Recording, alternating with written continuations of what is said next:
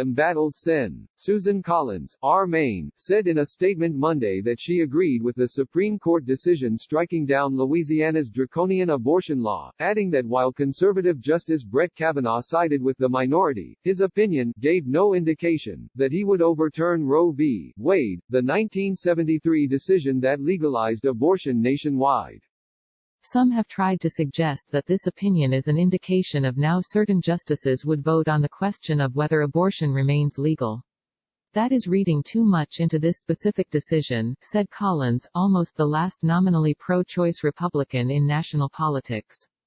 As Justice Gorsuch noted, in truth Roe v. Wade is not even at issue here, Collins continued.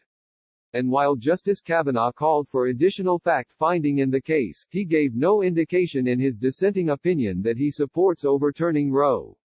Collins, who has won 4 consecutive Senate races in Maine, finds herself trailing Democratic challenger Sarah Gideon in a campaign haunted by her 2018 vote to confirm Kavanaugh, despite credible allegations of sexual assault and a common understanding that he would vote to overturn Roe v. Wade, and indeed was chosen specifically for that purpose.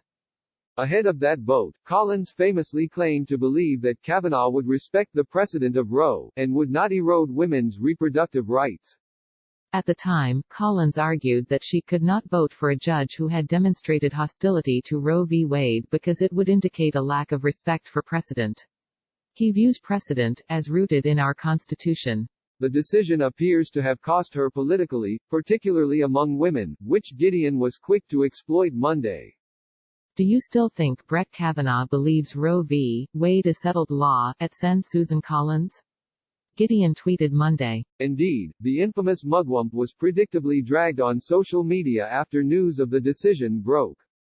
Everyone who voted wrong, we're coming for you, tweeted Elise Hogue, president of NARAL Pro-Choice America, naming Collins among 4 other Republican senators seen as particularly vulnerable: Cory Gardner of Colorado, Joni Ernst of Iowa, Tom Tillis of North Carolina and Lindsey Graham of South Carolina. In a matter of hours, NARAL had released a compilation of Collins' claims that Kavanaugh would uphold the precedent established in Roe. But it was Kavanaugh who broke with precedent in the Louisiana decision, deviating from the court's 2016 ruling in Whole Woman's Health v. Hellerstedt. The 5-4 ruling Monday rejected a new Louisiana law that required abortion providers to have admitting privileges at nearby hospitals.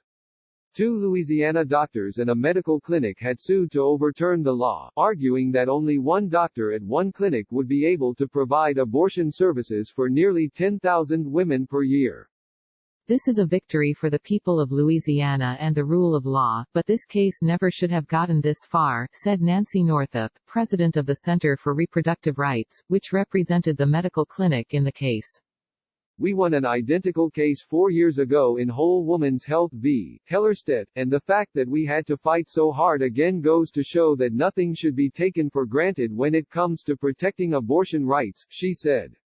Collins has found herself increasingly targeted by attacks from outside groups who sense that she is vulnerable, such as the Lincoln Project, a pack of never-Trump Republican operatives who have run ads in recent months excoriating Collins for betraying her electorate.